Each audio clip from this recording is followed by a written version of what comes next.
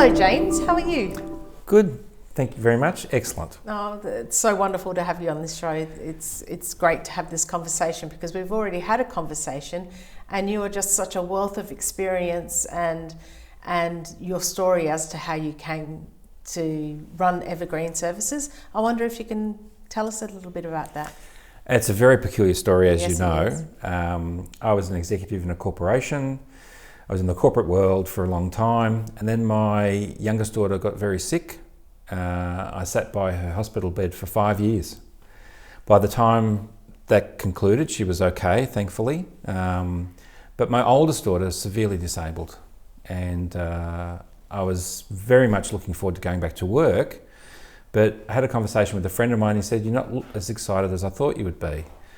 And I said, "I want to actually make a difference." And the story sounds very corny when I tell it to a lot of people.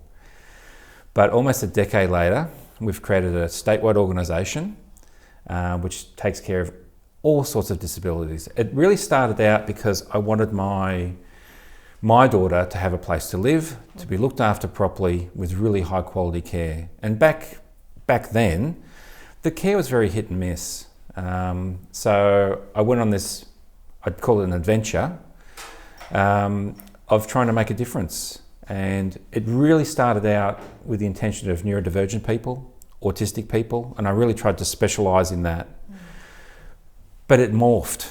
Over the years, I had people of all sorts of disabilities contacting me. These days, we not only look after people from NDIS, we look after TAC, work cover, allied health, people coming out of hospital. With the TAC, we started to look at a lot of people with ABIs. You know, so it's just morphed into this massive thing. We're a big statewide organisation, and I couldn't be prouder of what we do because we do make a difference to people's lives. Yeah, well, obviously your services must have become quite renowned for people to be ringing you up and approaching you. How have you found? Has there been much of a need for you to promote your services? I think the biggest thing is just doing what you say you're going to do. Yeah. Being transparent. I think the integrity factor. A lot of people are very mistrusting because they may have had previous experiences. They're in a position where they may not have received the care they needed. I think once you get that connection with people, and we found really early on communication, letting people know what you're doing, but also asking what they want and trying to meet those needs. And once you can do that, you can actually change people's lives. And people think you have a magic wand that happens overnight, but you'll look at someone that we'll have for a year that they've told us couldn't walk, talk, or do anything. And I see them a year later doing activities, going out. That's why we do it. Because do you find that the reason that they have progressed so much is because of the care that you offer them? I think something we did early on, very different to other organisations, we were consistent. I know that sounds like a basic thing, but we'd consistently do things to help people improve. I remember one particular client that we had, we'd sound out words every day, every shift, and to the point where our staff had sore throats, and now this person can actually speak. Wow. Which they said was not possible. I think the consistency is the big thing, and that's really the staff that are with them that make that consistency happen. Yes. A lot of people think it's the care teams behind that, and they're integral. They give us plans to work on, but it's actually doing it. It's the doing of it that makes the difference. A lot of people in all industries talk things up and say, "Oh yeah, this is great, fantastic." But it's the doing, it's the proof of the pudding, and that's why people come to us, because we really do it. And that's not trying to spruik our organisation, but I just think it makes a real big difference. Right, so my next question, I think you might have answered it, which is what aspects are important to concentrate on in disability care, do you find? Well, we have a few different sayings in our organisation. One is just living the life you should be living. So whether it's capacity building or community access, it's giving people the tools to get there. And we learnt early on, we use a system called empowerment, the empowerment model of care, which is positive tone, positive behaviour, positive stance, giving people the tools to make things happen. It can be something as simple as someone who can't cut a sandwich, working out a way, use a silicone knife, giving them independence. A lot of these things aren't big scope things. They're tiny things that build to bigger things. And is this positive care the positive care model that you're speaking of, is that something that you've come up with, or is that something that you've resourced? So in the early days, I went and spoke to every specialist I could get an interview with, all the big names. And I went and I've done many courses, as you know. And one of the things that stuck with me when I just did the Cert 4 in disability, I came across the empowerment model of care.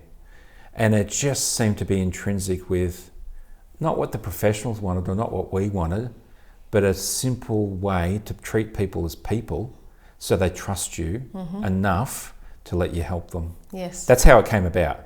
But once we really put the empowerment model of care in, that's when we saw clients really progress. And a big thing that I never liked with my daughter was everything was stagnant. She never improved on things. Things never got better or bigger. And I wasn't expecting the big bang overnight, but with the empowerment model we see it, and that's why we still use it a decade later today. That's great. And how has your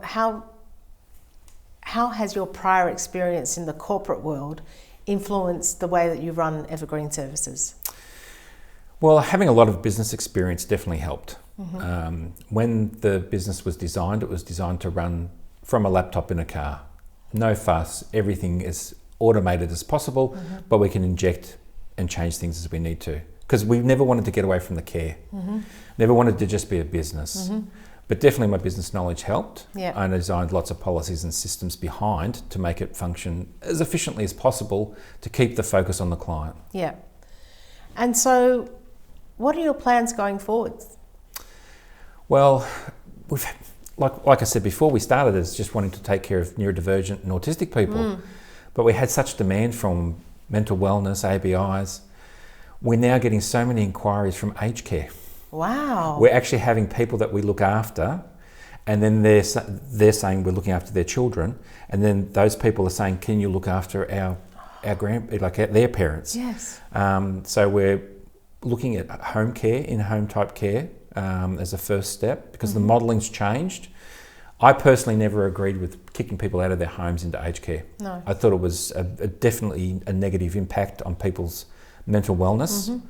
Now that the government sort of changed their mind on it, we revisited it, and we're actually going for aged care as well. Well, it's also their sense of autonomy, and if you're encouraging autonomy in your disabled clients, encouraging autonomy in your elderly clients is just a matter of course, really, isn't it?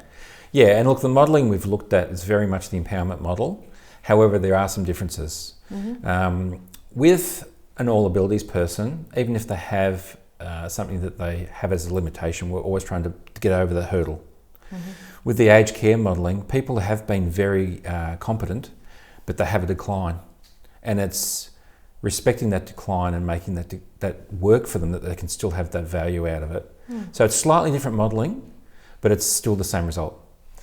And in regards to the empowerment model that you spoke about before, you said that it was part of the disability study that you did. Yeah. Do you find that other care agencies use the same model? No. And why do you think that is? I think it's hard.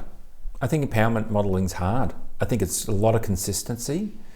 And what happens, there's a gap or a disconnect between a care team and putting the boots on the ground. So there's a lot of things that you have to follow, right? There's a lot of procedures you have to follow. There's a lot of personal care plans that you have to meet. And I think how you get there can be many pathways. There can be, we have to do this, we have to achieve this. But the empowerment model has a better improvement ratio emotionally. Keeping people ambulatory and moving around, keeping the community access happening where they're having their interactions. Sometimes it falls into a category of community access is going shopping or doing this. That's not engaging. You need to engage people. And there's that big disconnect that I found very early on that makes all the difference in the world. So a lot of people do tick the boxes and they're great carers, don't get me wrong at all. But I think there's definitely different ways to do things, and I've just found this modelling has worked for us. That's excellent. Thanks, James. I think we'll wrap it up there. Is there any, well, don't need to wrap it up there. Is there anything that you would like to? No, that's all. Just thanks for having us on the show. Yeah. Just to, I think if we all just do one good thing every day, something positive, we can change the world. That's what my father used to tell me. Yes. And I live by that with everything we do in the organisation. But ultimately, the organisation's about helping people, and that's what we want to keep doing.